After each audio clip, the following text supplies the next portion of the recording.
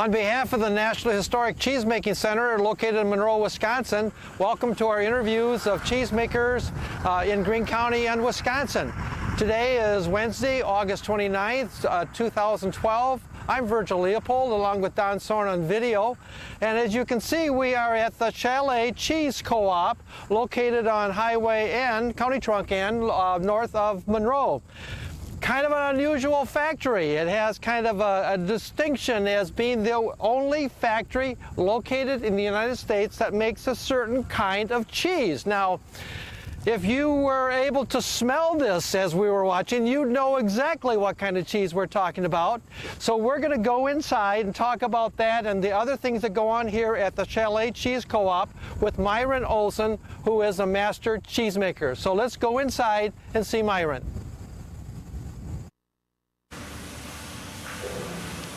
Well, good morning. Myron, thank you. This is Myron Olson for taking the time to be interviewed by us. Why don't you start by going some of the history of this factory? Has it always been the Chalet Cheese Co-op? How did all that start? Okay. We're now known as the Chalet Cheese Co-op. We started back in 1885. Farmers Co-op, so we've always been a farmers co-op. Back then it was known as the Weiss Factory.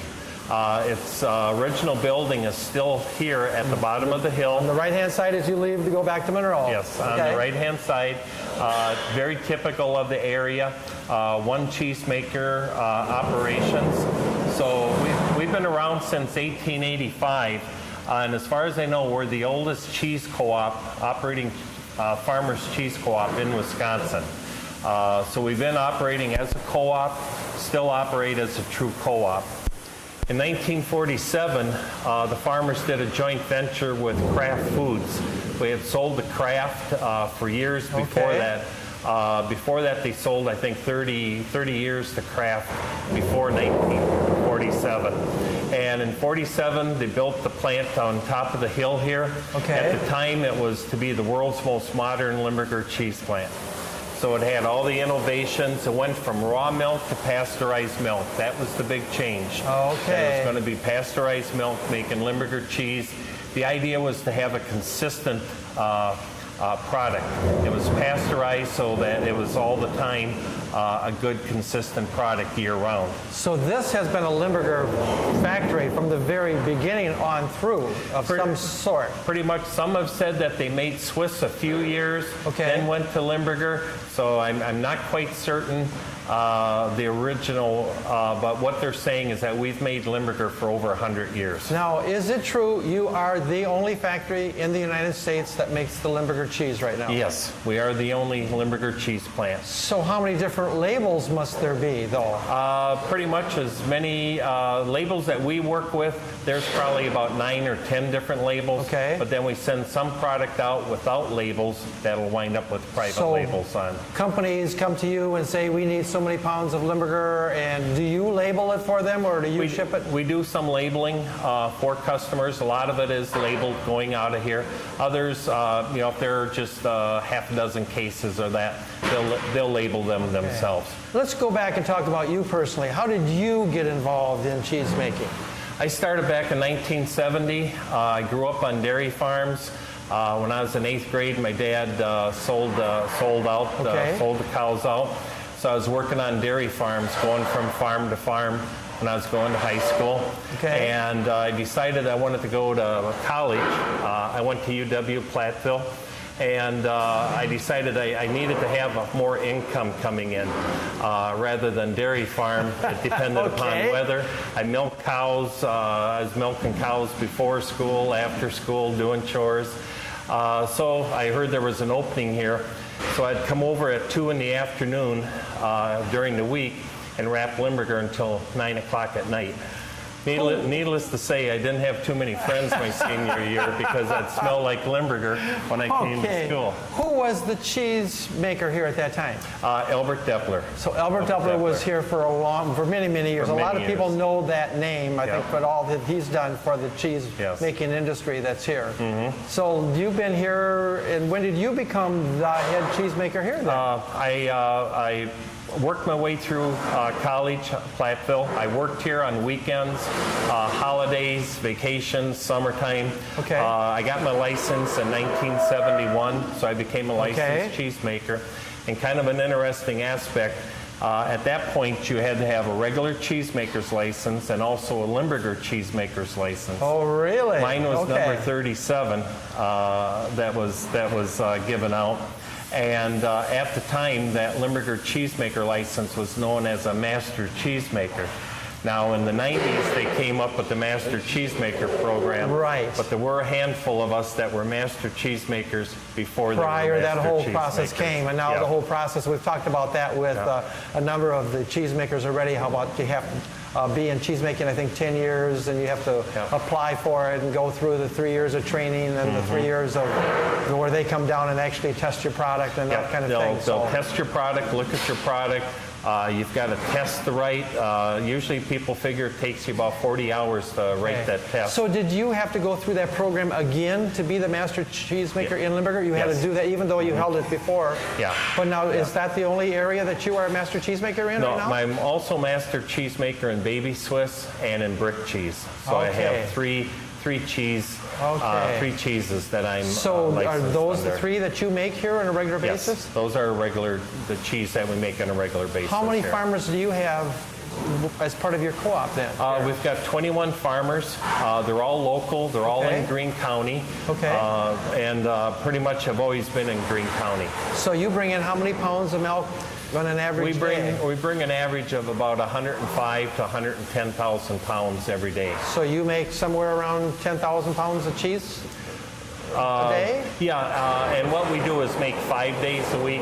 Okay. So actually, Okay, gotcha. So you yeah. make more per Yeah, day. we'll Okay. make more But per day. we always talk about that 10-to-1 ratio of milk to cheese, and that everybody I've talked to seems that holds pretty much true. I mean, it might vary a little bit, but Limburger is the big exception because that it's right? such Okay. a higher moisture cheese. But tell us about Limburger, okay? Is there a special process that you have to use for Limburger? We talked about the smell that it has. Yeah. You want to go Yeah. through that process with the Limburger? Because we're standing here with... Yep. This is called our Limburger cellar. Okay. It's where we put the stink on the Limburger. Okay. Where we put the stink, where it gets that aroma and a characteristic of Limburger to it. Limburger starts out as a soft curd, soft type cheese. Okay. We make it in about a 45 pound slab. All right. Let it sit overnight, pHs adjust on it. We then cut it up into our small little 7-ounce, 8-ounce, 6-ounce I noticed that, the smaller pieces. than I imagined, I guess. They start out as a block, but we cut them the next morning. Okay. We roll salt on them. Here you can see the salt. It's what we call dry salt. The salt is Okay. being absorbed into the cheese. All right. By tomorrow, that salt will be gone. We'll have the start of the curing process. In this room, it's what we call our cellar.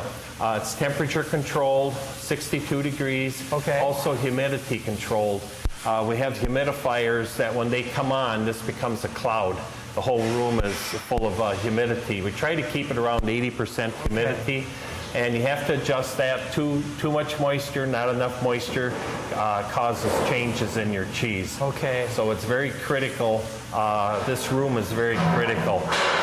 Temperature and humidity in here. Okay. Then we have a process called smearing. We'll have 2 buckets of water, one on each side. One is clear water, one is water that has our smear water in. The one that's clear water is called catch water.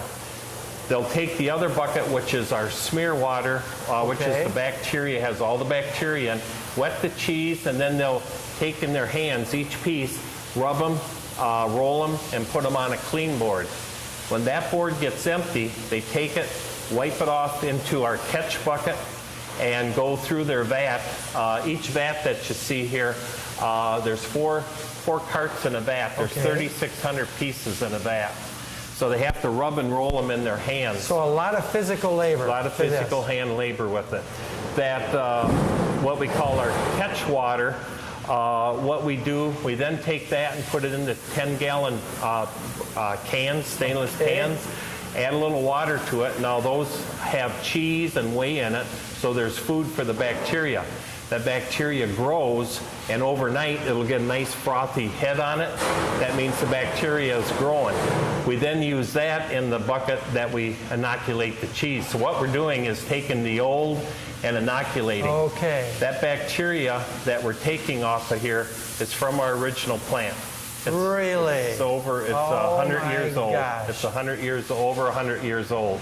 So we keep propagating it. Ours is different than if you get a German Limburger. Okay. It's got a different odor, different smell. People always laugh about Limburger having the odor, a body odor, or from feet. Ours doesn't have that. Okay. Over the years, we've kind of gotten that out of it. It's kind of a lot of German smeared cheese. And European cheese has like a musty, like a gym locker smell to it. When you smell in here, you do not pick that up. It's more of an earthy countryside. Some people refer to it as a barney odor. Okay. But it's not real intense now because the cheese is just being inoculated. I was going to say, there's not much smell here right now at all. As Limburger ages, we keep it in here only a week. So Okay. it's brought in Monday, it's taken out Monday. Okay. During that time, it'll get a nice yellow glow to it, a nice yellow appearance. It starts getting tacky and smeary. We know it's inoculated. We then take it out, wrap it.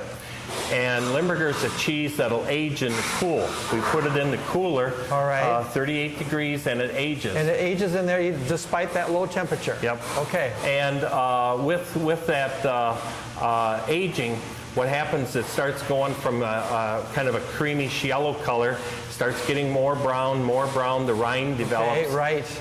The Limburger starts out a real firm, crumbly, salty cheese, about like a feta. Just no body to it. Okay. But the bacteria will work on the surface and work its way in. So at 2 months when you cut a Limburger, the outside is soft, but the inside is still hard. About 2.5, 3 months, it's soft all the way through. That's where most people would enjoy trying So it's about Limburger. that time where you sell it or people start to buy it at that Yes. time. Mhm. Okay. A medium Limburger is about 2.5 to 3 months old. All right. Now, Limburger's only got a 6-month shelf life, so that next 3 months is where, after it's broken down to the center, the flavor intensifies. It gets softer. It gets spreadable. So the Whereas some people really like. Yeah, the last couple months is where the real diehard Limburger eaters really, really enjoy So it. it has that kind of a shelf life, and then it's not any Then good it's- at that point? And Yeah, at that point, actually, pH has risen. You'll start smelling strong ammonia. Okay. And it'll actually start turning grayish on the outside. that's when you don't want to eat it That's anymore. when you don't want to eat it. Yeah. But there's, diehard I Limburger know. eaters. They'll eat it right, just as long as I they had can. an uncle, we had to take some to him every year when we went down to Florida, and he wanted it that way, Yeah. so he could spread it on his rye bread, I think is what he likes to put it on. Dark bread. And what's interesting, people always think, how do you eat Limburger? It's rye bread with onions and mustard, wash it down with a beer. Used to be the working man's sandwich. Limburger was always considered a poor man's cheese because it was inexpensive. It didn't have a high price to it. So it was a good, cheap protein source. Of course, these people were European descent, so they ate cheese for breakfast, dinner, supper. They'd have their sandwich. Right. They'd put it on top of boiled potatoes, make potato soup, and put Limburger in. Also, a lot of it was consumed in the morning on toast. And then the big debate is, do you put honey, do you put strawberry jam or grape jam? Really? And when I have people try it, their eyes get big and it's like, whoa, this is really good. It's kind of like Limburger becomes cream cheese on steroids when you put the fruit with it. I've seen more people, the last 5 years when we have from Milk Marketing Board, chefs come down and different stores, different distributors will come, and I always have the strawberry out there. And so many of them, when they taste that, it's like, whoa, this really tastes good. No kidding. Whereas the regular Limburger was a little too strong for them. Wow. And they'll just gobble it up. I think I'll stick with my rye bread and the onions, and I love the mustard on. And cheese days, I always like to get one somewhere around Baumgartner's or down at Turner Hall has their sandwiches, and it's really good. Why do you think you're the only factory that continues to make Limburger cheese? Well, is it the hand labor? Is it? It's the labor with it, but also consumption. Okay. You know, back from what I've seen back in the 20s and 30s, there used to national consumption was 9 to 11 million pounds. Okay. We currently do 500,000 pounds, 500,000, a little over 500,000 pounds. And you know, we're always known Greene County as the Swiss cheese capital of the U.S. Right. We would send out 6 to 8 million pounds of wheel Swiss. But what people don't know, they also made almost 4 million pounds of Limburger. So that train that went back and forth, that was known as the Swiss and Limburger Express. At the center there, if you go back in, they've got a sign, how many millions of pounds of Limburger, well, all the different kinds of cheese. And it's a high number that's there, yeah. And Limburger was very popular in New York. They made it in New York before they made it in Wisconsin. Okay. In 1972, third year I was working here, Kraft shut down their last plant in New York and brought that production here. And at that point, we were making close to 2 million pounds of Limburger. And that was pretty much the start of us being the only Limburger plant. Now, is this still your most, that you make the most here, or the brick and the baby actually, Swiss? Limburger is only about 20% of our business. Of what you do, okay. 75% is baby Swiss and Swiss. We make the Deppler's baby Swiss. And we also make 40-pound baby Swiss for cutting operations. And also 40-pound Swiss. With the Swiss we talked about, because we just interviewed Bruce Workman, and he does some of the wheels. You make the block Swiss. We make a small 40-pound block, same size as a cheddar, so it fits right in the cutters like a cheddar. We also do a 20-pound wheel. That's a regular Swiss. Okay.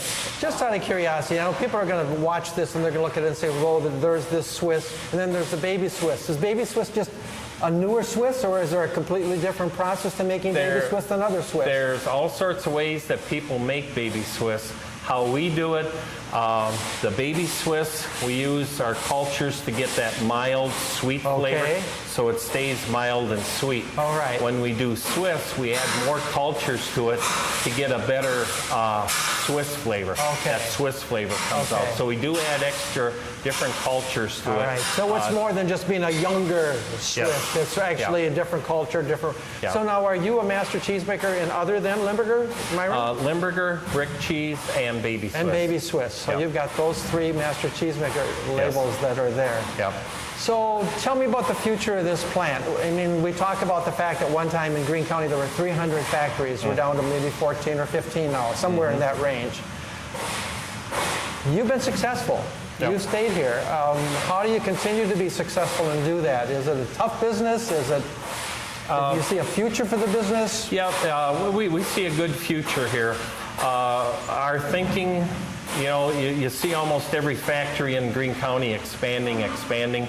What we've tried to do is expand within without making new buildings. What we've tried to do is have our quality, increase our quality.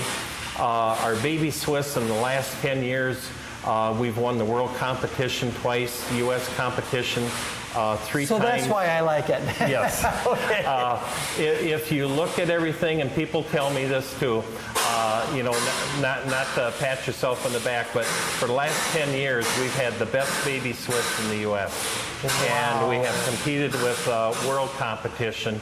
And also, you know, have beaten out cheese like the Maasdamer, the Auersberg, the other common cheese that other imported cheese that you see there. Well, as a group, the Greene County cheesemakers do pretty well when it comes to competition. From what I've seen, we should be pretty. I know we are pretty proud of the cheesemaking industry and the cheesemakers we have here. And you guys seem to work so well together. I mean, from what I've seen, you know, being now, I help out at the National Historic Cheesemaking Center, and I've been around the meetings and doing things. You guys really seem to get along. You know, share ideas maybe. I don't know. Do you know, share? Everybody's got their different style of cheeses. You know, there's a lot of Munster brick Havarti made in the county. But that also is, this area produces the most brick and Munster in Havarti in the U.S. So it's a large production is made here. Okay. So, you know, it's not that they have one customer. There's numerous customers on those. And everybody has their own that they work with and do that. What we try to think of is, you know, if we got a truck that comes in for Baby Swiss and Limburger, if they stop down to Maple Leaf or stop and get some feta at Klondike or get some Havarti at Decatur, they're going to stay in this area. Yeah. We'll provide the quality, we'll provide the cheese, but if they got one-stop shopping, they're going to stop here rather than stop here, go 2 hours, go an hour, and have to run all over the state. And Wisconsin, I just read in the paper, is still the #1 cheese producer in the nation. California seems to have more milk, but we make more cheese. As we look into the future and you see less and less of the family-owned farms or the smaller farms, is there ever going to be an issue with getting the amount of milk that you need to be able to produce? For us, getting farmers had not been an issue. Okay. We currently have 21 farms. 25 years ago, we had 62 farms. So they've gotten smaller. The numbers have decreased. Ours have gotten bigger. But they're all family farms. Our two biggest farms have like 170 cows. Okay. That's our biggest one. So they're all good family farms. A lot of youth, you know, they're the 30, 40-year-old farmers. So it's not like everybody's sitting there 60, 65, and we're going to be out of milk. And they're increasing. They're bringing the sons in. So, you know, for us, getting farms has not been an issue. When I do need a farm, I generally talk to my farmers, and they'll usually know somebody that's within our area, within the truck route, that might be interested. So there seems to be, you know, for us a good source. We make specialty cheese, so what we've tried to do is, you know, fill the building, make good quality cheese, be able to get a good return because you've got cheese that people are willing to pay a premium for. So that premium price keeps our price up, keeps us operating.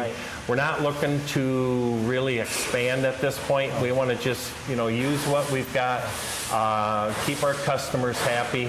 When it comes to, can you give me a truckload every week? Can you give me, no, we're not going to do that because then you're kind of at the mercy. My biggest customer, I think, is maybe 18 or 19% of our business, but I have a lot of, it's spread out. We've got customers that are real loyal to us that we've had. I've been here for, this is the start of 43 years, and you know, I remember their names from way back. So a lot of loyalty. The people that buy our cheese are real loyal to our cheese. So all we've got to do is keep making the quality that they're accepting. Now, a lot of our cheesemakers are also very involved in the community. What kind of involvement do you have in the community, Myron? I'm involved with the Foreign Type Cheesemakers Association, the Wisconsin Cheesemakers Association. You know, the activities to do with the cheese making, I'm involved with. Wonderful. And you know, wherever cheese is needed, we provide that. And too. now we got Cheese Days coming up this year, and there's always this huge cheese tent. As a matter of fact, it's grown from last year, from what I understand. Tell us about that cheese tent. The cheese tent, I think there's 10 factories in there this year, and we've had our one corner for forever. How we work that, I get the cheese ready, get it priced, take it down. My farmers come in and actually do the selling. Is that right? So they will man the stand. Wow. And by doing that, you know, they get to see what sales are all about. So it's and people think, well, it's Cheese Day, so you're going to just raise those prices up and gouge whatever you can because people are going to be. You don't do that, do you? No, our price is same price as you walk in the back door. So you know, the idea is to promote cheese. And that's what we try to do. Well, we've got some cheese being rolled out right now. And then we're going to finish out the fact that you are the master cheesemaker here, but there's another master cheesemaker here. Is that correct? Yes. And that's Jamie Farney is also a master cheesemaker. He's a master cheesemaker in Baby Swiss and Brick. So I'm the only one in Limburger. So, and in fact, I'm the only master Limburger cheesemaker in the U.S. So are you looking at somebody becoming a master cheesemaker? Eventually I'll get Jamie up there. Yeah. But right now, it's I tell my wife I'm one of a kind. Doesn't impress Well, her. you are She's one still, of a kind for a cheese, and that's how we introduced this today out there. You're unique because you're this only factory here in the United States that does it. Yeah. Well, Myron, thank you so much. Maybe we can get Jamie and talk to him and find out how he got into it and do that. But super, thank you very much, and continued success in what you do. Alrighty. That's wonderful. And what's kind of interesting, Albert Deppler, I worked for him. But since the 30s, I'm only the third manager. I took over in 1992. Isn't that amazing? Before Albert was Seeholzer. Wow. So since the 30s, I'm only the third manager, and I should have another good 10 years in me. So. Okay, sounds great. Thanks, Myron. Alrighty. Okay. On behalf of the National Historic Cheesemaking Center located in Monroe, Wisconsin, I want to welcome